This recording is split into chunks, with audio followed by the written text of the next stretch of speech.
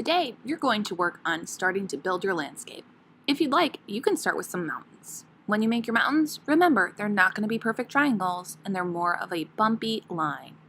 Cut out your mountains and put them above your horizon line.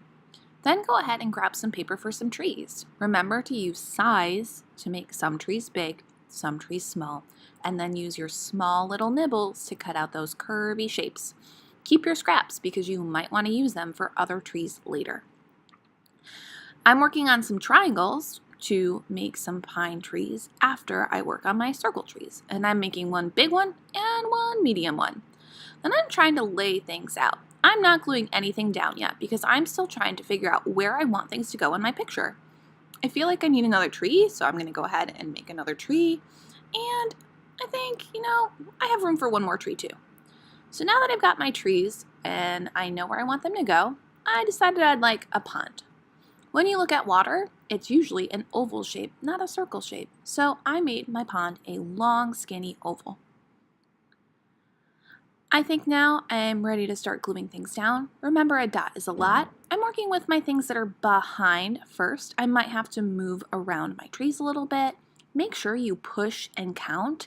Your painted paper is not going to want to stick as easy as you think it should. It's really important that you hold down with your hand as you put those dots on and really count probably to 30. If it pops back off later, go back and hold it down again while you are finishing up your gluing. Now, I glued my regular trees down, but before I go ahead and put my evergreens on, I want to know where the trunk of my tree is going to go. So I'm going to grab an oil pastel and I'm going to go ahead and draw some details on.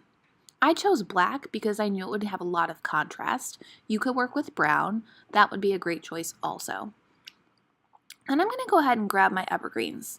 I want to make sure I'm thinking about where they should go compared to where my regular trees are.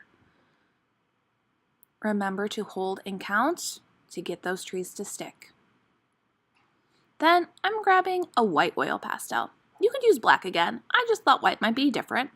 But I noticed that the white's not showing up as well as I want it to because there's a lot of white on my paper. Not as much contrast as I want it to. Also, I traced that tree because I wanted it to stand out against the green grass. I decided I wanted to try black on a tree. You can choose which one you think looks best. I'm going to go ahead and add a sun. And I'm going to add some rays for my sun. Remember, a dot is a lot. Hold and count as you go. You can think of other details you might want to add into your landscape, but make sure you're making your landscape show your knowledge of size, big on the bottom, small on the top, and you are using placement. Things that are at the top should be further away.